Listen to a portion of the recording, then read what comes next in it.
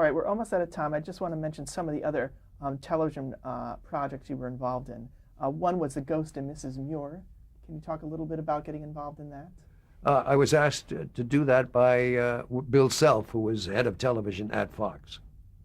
And I liked the pilot. They ran the pilot for me, which was made by Gene Reynolds. I loved the pilot. I thought it was delightful, and I was very happy to go on it.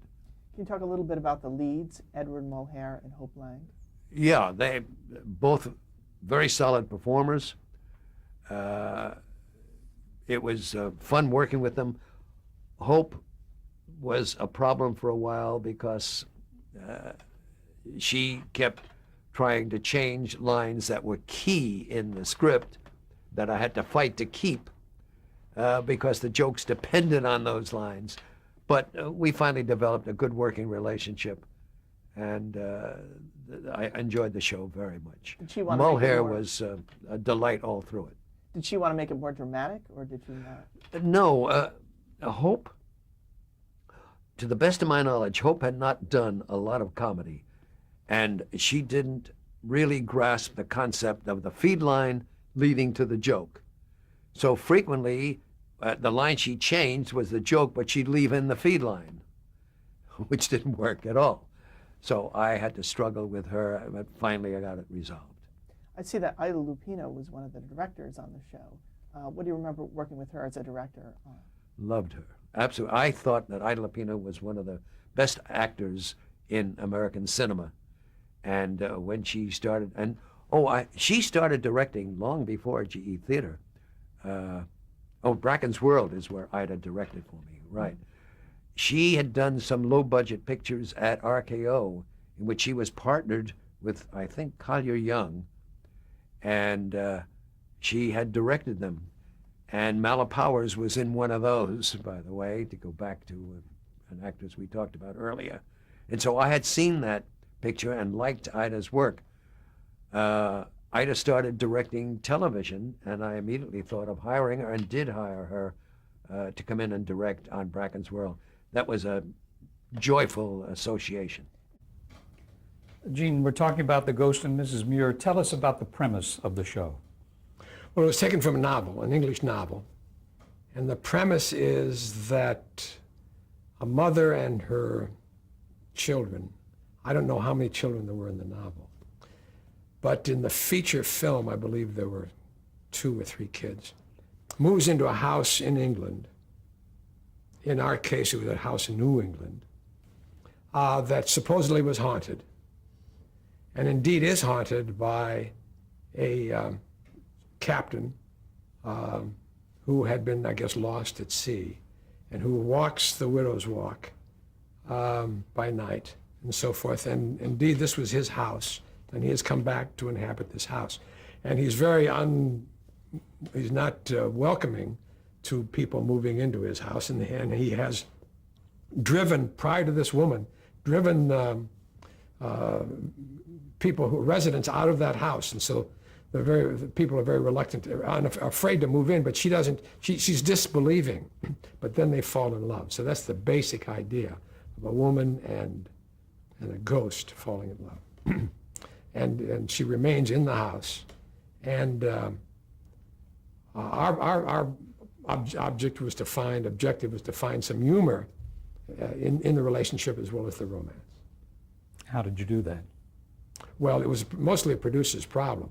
The pilot script was was one that established Hope Lang and her family and Rita Shaw, her housekeeper, in the house.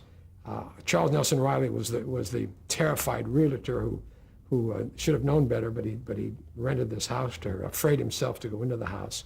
And Edward Mulhare was it introduced the relationship, introduced the problem that the captain being furious at their presence, trying to drive them out, and then finding some kind of attraction and sympathy and compassion for this woman that kept him in the house. The feature film had been written by a wonderful writer. I think it was a Dudley. I forget the writer's name. But at any rate, some of the material, the compassionate stuff, the kind of romantic scenes, the scenes of reconciliation and so forth, were pulled pretty much from the feature. But the comedy was, Artie Julian supplied largely, and Gene Holloway. At any rate, I stayed on the show. I shot the first 3 episodes. I did not wish to be a line producer on a show. I was still saying, no, I'm a director. And what Fox really wanted me to do, of course, was to line produce. And they asked me to come up with a show. And so it had been in my mind. I had been raised, part of my childhood had been around Poinsettia Playground. There was an instructor there named Borelli, who was a great guy. And he had a great relationship with these kids, and he would work with us in any sport that was in season and so forth. He himself had been an Olympic gymnast. At any rate, I said, what if this was a time of a kind of black revolution in America? What if this, a school teacher, instead of a playground, I transposed it to a school? And is it all right? I'm segueing to room 222. Yeah. Is that appropriate, or you want to go? No, I just want with- to ask you about Hope Lang and Edward Mulhare. Right. And working with them. Did the chemistry work for you? I thought it did. I thought it did. Mulhare was a wonderful actor. He was an English stage trained actor, and he had wonderful he had a wonderful tool, his wonderful voice, could move beautifully and so forth. Great looking guy. He had power, and he had humor when he wanted to. Had to always kind of push him, coax him toward the humor.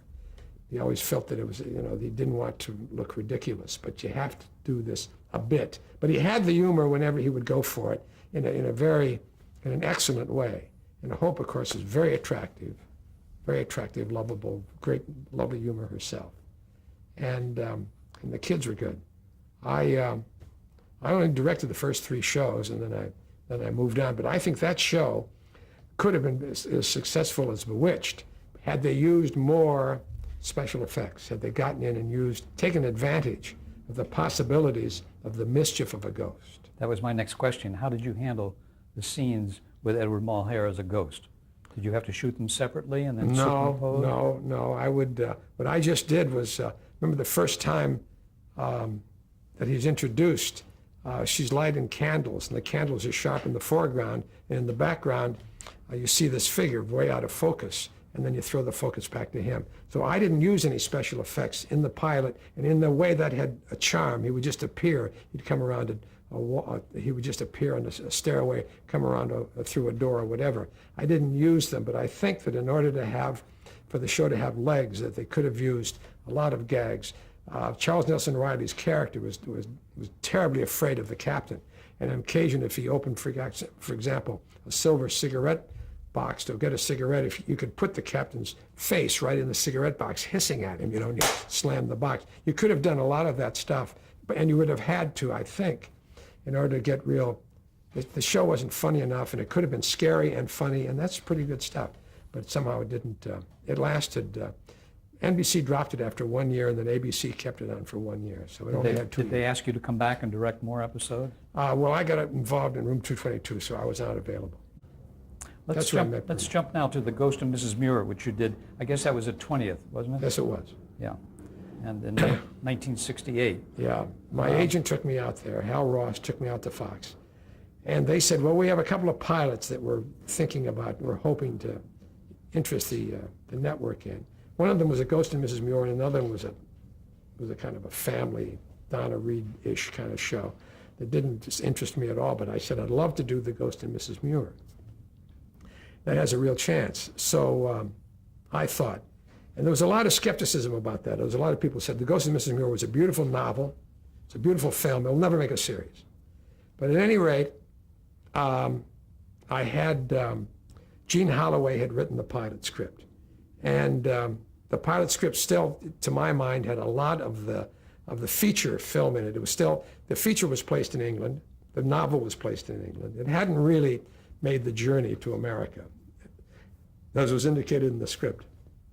So, and I worked with her for weeks, trying to get more jokes in the show, trying to change scenes, trying to, I mean, she had people with 3 names, which is really a hangover from the British version and so forth. And she had an extra girl in the show, an extra daughter, a daughter in addition to the two little kids.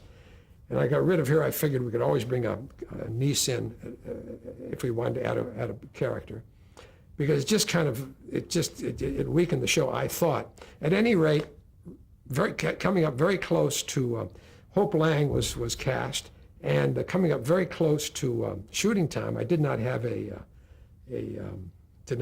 ghost. I went to New York and read several people in New York, and in New York I got Charles Nelson Riley to play this crazy cousin. He's the real estate broker, and the guy, he had a running part in the show. He was very helpful to the show. But I did not have a ghost, and I came out and we tested 3 or 4 people, and one of them was Edward Mulhare, and he tested beautifully, and so we cast him. But I still had this clunky script, a script that wasn't really there, and I went to Bell Self and I said, I need a rewrite, and they were very reluctant. I think perhaps they didn't want to hurt Gene Holloway's feelings, or they didn't want to come up with the money, one or the other. The money was very, very short. And I got Artie Julian to come in to do a rewrite on a personal favor, and for very short money. And I think I went to Saks. He says, there's a little tableau, a little painting that Saks would love to have. I think I went out and bought that myself to get him to do this rewrite. Went up to his house on 2 mornings. He had a young lady up there, a secretary. She showed up. He was going to the track, so he saw me from 9 until 1. And we sat there and we went through the script, and in 2 mornings, just looking at these pages, line by line, punching it up, and it changed the whole thing, raised it way up. And I went out and, now, there's an interesting problem. Another character I had not cast was the house. And we were going to shoot this stuff toward the sea at Portuguese Bend, and which was just Playa del Rey. But I did not have the house, and Fox had seen a house up in Santa Barbara. They said, oh, this house is great. And I went up and looked at it, and it was this big square, nothing, unromantic, but there was a lot of place to park the trucks. So I said, I can see it's great for the production company, but it's no good for us. And as I'm leaving, look through the trees, and my then wife, Bonnie Jones, looks through the trees. She says, well, that house looks interesting. By this time, I'd driven to Portuguese Bend. I was in Santa Barbara. I said, oh, yeah, fine. Let's keep going. And she says, really, really? And I look, and I see a kind of a strange turret in the house. It looked Victorian. So I said to the driver, I said, let's try to find that house. Well, we went through some orchards. We went really some very awkward places. It's right near the Biltmore. The house is gone now, but this house was very near the Biltmore Hotel in Santa Barbara. I forget the section of Santa Barbara that is called Butterfield or something like that. At any rate, I roll up in front of this house, and it's got steps up, about 12 steps up to a porch, and it had a widow's walk. It had a double veranda, and it had in one turret this rounded glass window. It turns out the building was built in 1888 by shipbuilders. The house was built by shipbuilders. Well, I said, oh my God, we've got the house. And indeed, we went up there and shot this wonderful house, which you'll see if you ever see the main title of The Ghost of Mrs. Muir. There it is.